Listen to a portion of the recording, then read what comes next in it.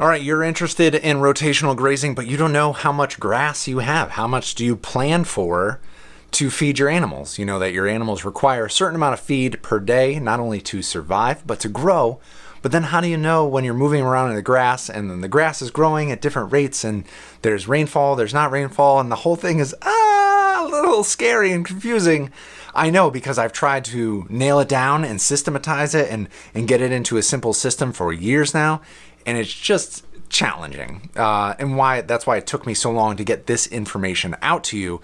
And after years of toil, I'm finally able to present my simple grazing system that I've developed with my mentor, but also in conjunction with a number of agencies that I've learned from, workshops I've been to, people I've talked to, resources I've had, all distilled down to make this very approachable. So let's get you into knowing how much feed your pasture is providing to each animal on a regular basis based on where things are at. There's a number of ways to do this. You can use a grazing stick and measure it. There's a plate method where you drop a circle on a rod and a thing. There are apps that you can take a picture, Canopio, where it measures out the green and gives you a percentage coverage. There's a lot of different ways to do it, and because everybody is like, well, it depends on this, it depends on that, they're very, very scientific and very accurate to that one test and spot. Hard to scale that information out into the internet, and that's why I'm here. That's what I'm good at.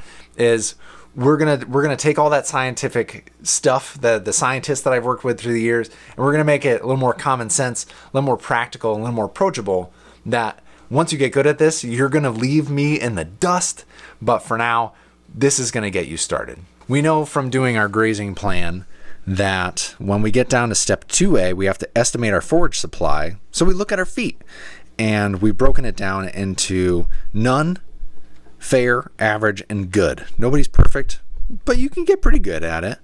And if you want to see the still version of this video, you can go to farmmarketingsolutions.com/blog/how good is my pasture. But today, how good is your pasture? Let's go over my slides for that. So we have to estimate our forage supply, and this chart here is just a visual version of this guy down here.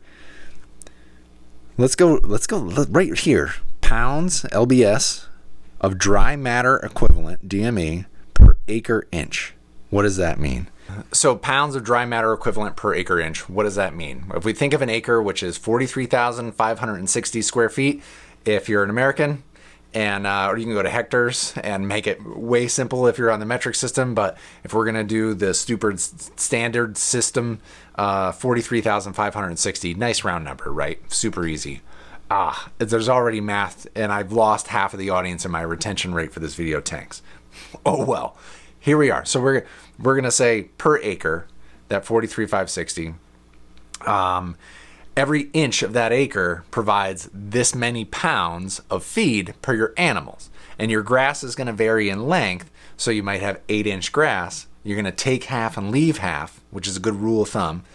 So you're taking 4 inches at 100 pounds per acre inch. So that's 400 pounds for that acre that you can graze at that time, right?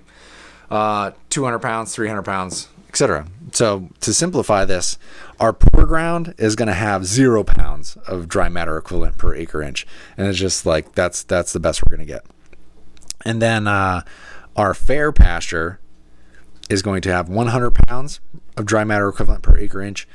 Our average is going to be 200. And our good pastures, 300 pounds dry matter equivalent per acre inch per rotation. What does that all look like? Well, let's go to the next slide, shall we? Poor forage, quality and quantity, our visual description, stunted plants, bare patches of soil, limited plant diversity. Our soils are compacted, erosion is evident, there's low water retention, our organic matter is 0 to 2%, and our past management practices have been continuous overgrazing, no rest periods, no soil amendments. We're in sad shape. We have some work to do. So let's move on to fair. Fair, our visual description, uneven plant growth. There's some bare spots, limited variety of species. The soils, somewhat compacted, Signs of minor erosion, moderate water retention. Our organic matter is 2 to 3%. Our past management is occasional overgrazing, infrequent rest periods, and minimal soil amendments. Haven't been taking care of those soils. Our average soil quality and quantity, visual description, mostly even plant growth, few bare spots, and moderate species diversity. Our soils are slightly compacted. There's minimal erosion, good water retention, and our organic matter, creeping up there, 3 to 4%. Nice. Past management, managed grazing with some rotation, regular rest periods, and occasional soil amendments. Soil amendments also means you're doing soil testing to know what you're amending the soil with. Good forage quantity and quality.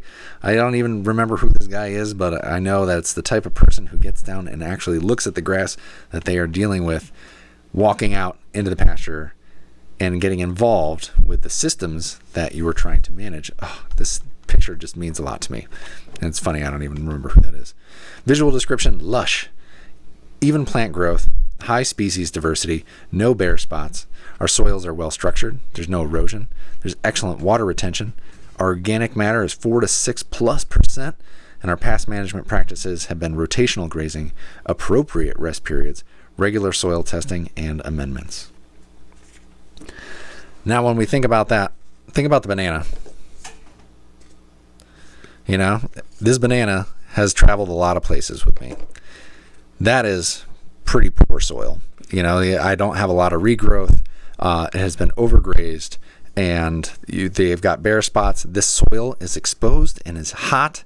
The sun is baking it, and the temperatures there are just abysmal. Not so bueno. We're getting a little better here. A little taller, still some sparse bald spots, not really filled in. We haven't covered the banana yet. Our goal is to cover the banana after at least 30 days rest. Pick that number out of a hat. Getting better. We've let the soil rest. We've been starting to rotationally graze. Our grass is growing to the point where we're filling in, we're capturing some sunlight and sequestering carbon. We're also keeping the soil temperatures down by starting to shade it, and we have some bugs and grubs, which are great for our chickens, moving in because there's more habitat. Now here we have our banana almost completely covered, and we've got some smaller forages growing in. We got some clovers and dandelions in there, and we've gotten some nice pretty pasture. And this is what we're looking for, the optimal solar panel. Almost no banana. This is the almost no banana soil pasture, where the grass is growing in thick and clean and beautiful, and we have plenty of forage. And maybe then, and only then, if we go back to the beginning, can we get 300 pounds per acre inch? Now, if you talk to NRCS or the scientists, they're going to talk about how your forage potential production is based off of your soil type. And that's very true. And that is a path for us to go down in future videos. But we're going to guesstimate for now. Just break it into those generic groups when you look at your soil on a year-to-year basis, or if you look at pictures from last year, if you're trying to develop this system this year. What does your soil look like? Can you count on any soil, any food and forage coming out of your land? Or do you have to put nutrients into it? You can put chickens on it. You can feed hay on top of your different paddocks so that your cows will eat it and poop it out and then fertilize the ground.